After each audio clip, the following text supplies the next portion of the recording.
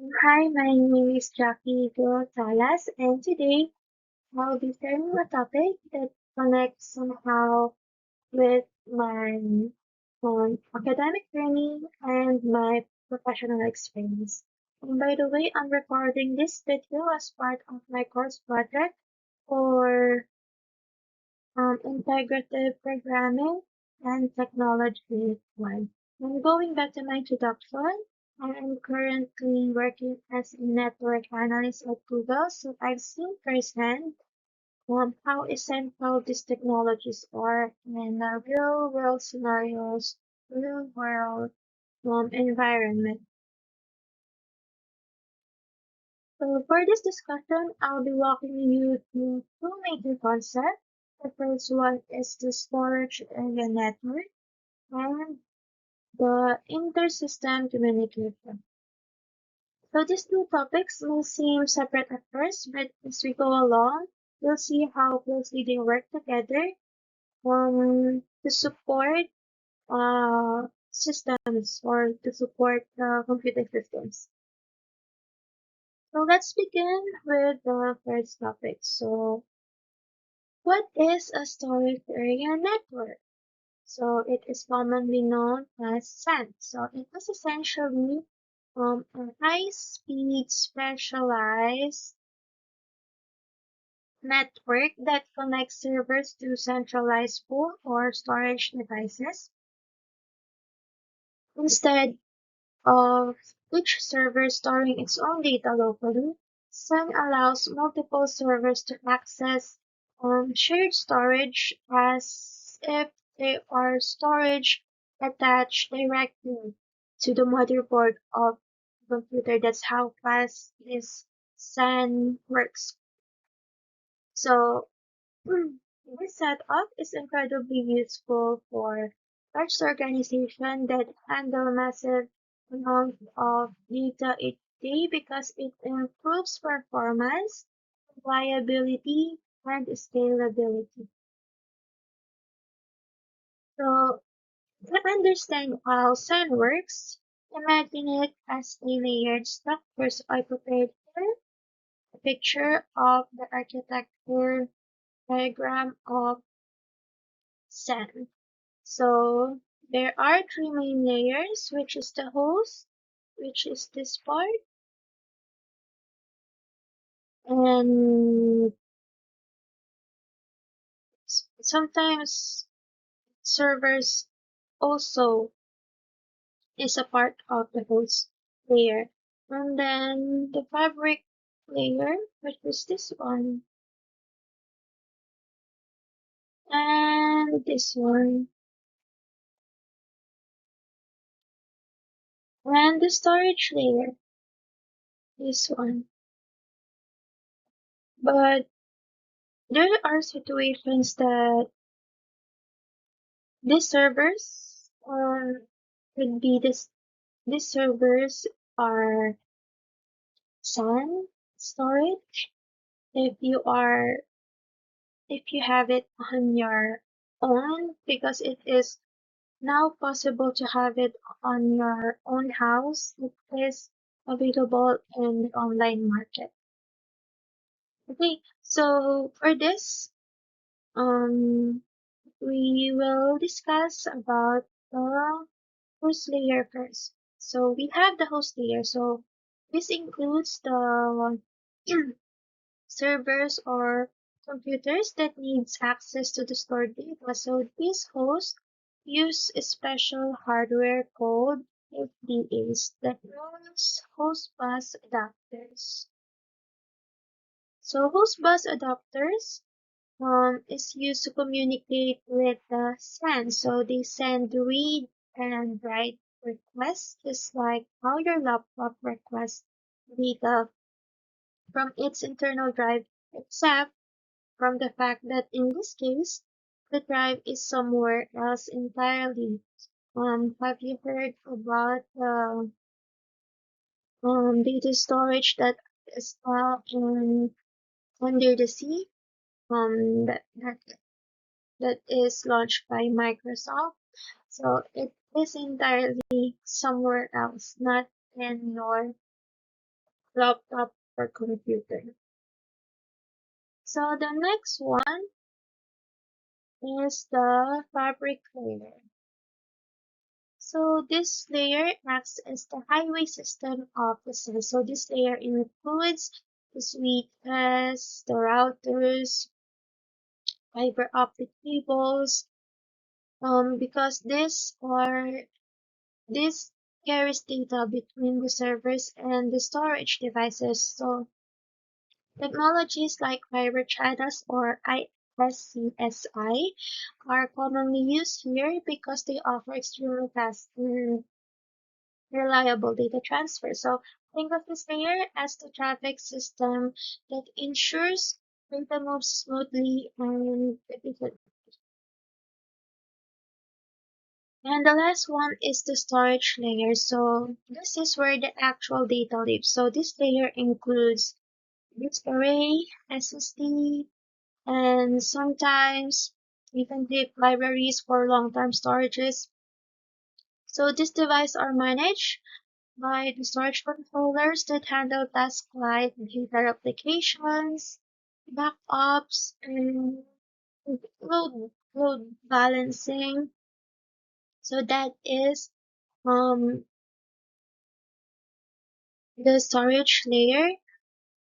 And when these layers work together, the benefits becomes clear. So Asana provides performance, excuse me, high performance with dedicated bandwidth.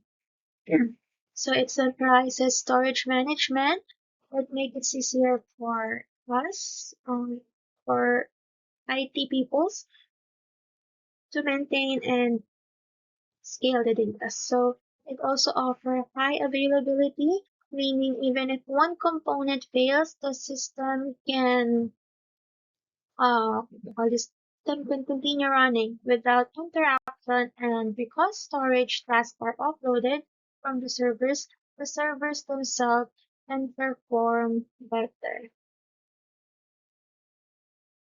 So now that we've explored SAN, let's transition to the second topic.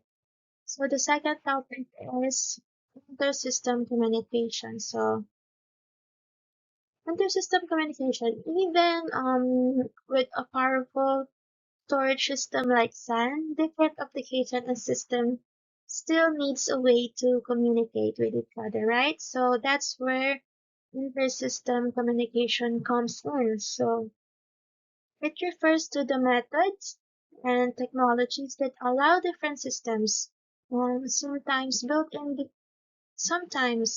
in different programming languages. Some are written in Java or in other languages. So these are used to translate those languages so they will be able to have communication to exchange informations. So there are several communication models. So so there are a lot of communication models, and there are somehow um the same with the English communication model that we used to study in high school. So one of the most common in this inter-system communication is the client-server model. So um, client-server model, it typically means that this is one system. There's a one system act as the client requesting a server, and another acts as the server providing it. So it's like I call and then he answers. So um that's how simple is client server. And we usually recognize this type of models when we are um looking for bugs or we are backtracking some errors or issues within the um, software of our SAN. So this is also important part of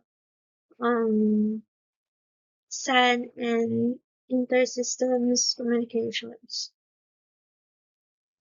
Okay, so we are finished with client server. The second one is the peer-to-peer. We call it P2P in Google. So this is where this model is where system act as equal and share resources directly. So this is often used in file sharing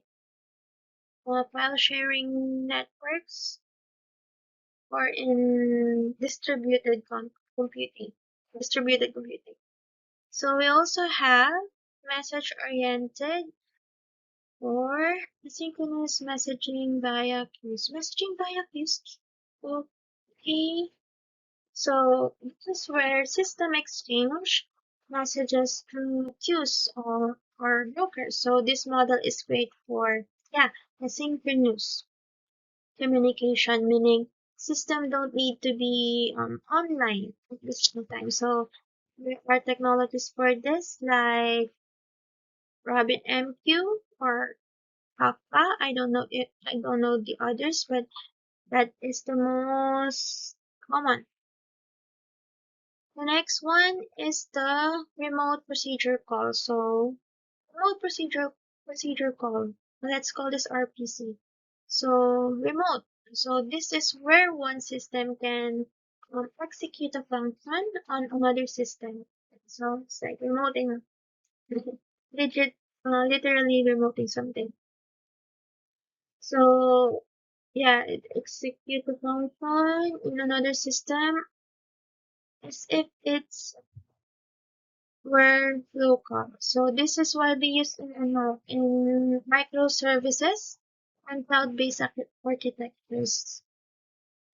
And finally, the publish subscribe model. Oh, this is also common. So where this is where one system publishes information and other system subscribe to receive updates. So this is commonly used in real-time applications like notifications in IoT devices, in monitoring systems, in those cases.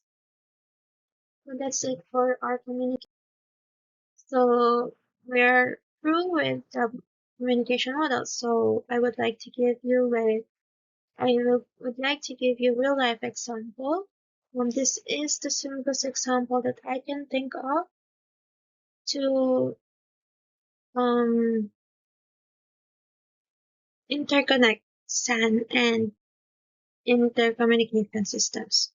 So imagine a user that uploads a file to a cloud service. So the application server receives the file and store it in SAN, where it becomes a part of a centralized storage pool. So, but the process doesn't end there.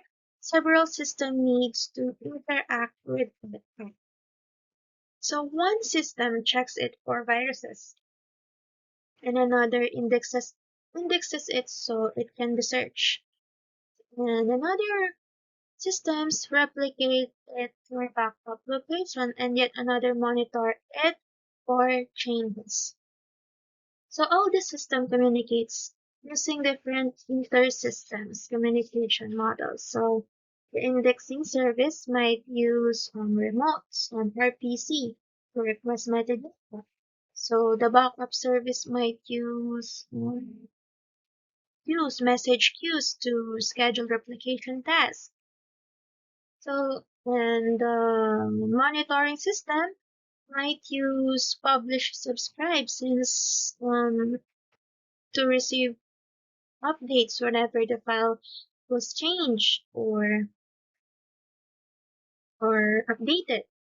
And through all of this, the SAN provides fast, reliable access to the storage data. So this example shows how SAN and inter-system communication work hand in hand. So SAN provides the backbone for storing, and managing data, while inter-system communications ensures that different systems can coordinate and process data.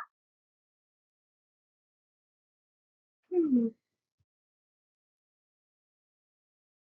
And that's it. To wrap this up, let me summarize the key points. Also, the storage area network is a high-speed, scalable storage network, and it improves performance, scalability, reliability, and redundancy. And for inter-system communication, on the other hand, enables different systems to exchange data and work together using models like client-server, P2P, RPC, message queues, um, what's the last one? Publish, subscribe. So together, these technologies form the foundation of um, systems, modern enterprise computing. So this ensures that data is not only stored efficiently but also shared and processed seamlessly across systems. So understanding this concept is essential for anyone entering the fields of networking because, or even in system administration, software development, because they are invisible, yes. They are invisible forces that keep large-scale system running smoothly. So, um, understanding SAN and inter-system communication is, yes, essential. And again, they are the core and form the backbone of the modern systems, and they support data efficiency, reliability, and scale. That's all for me. Thank you for listening.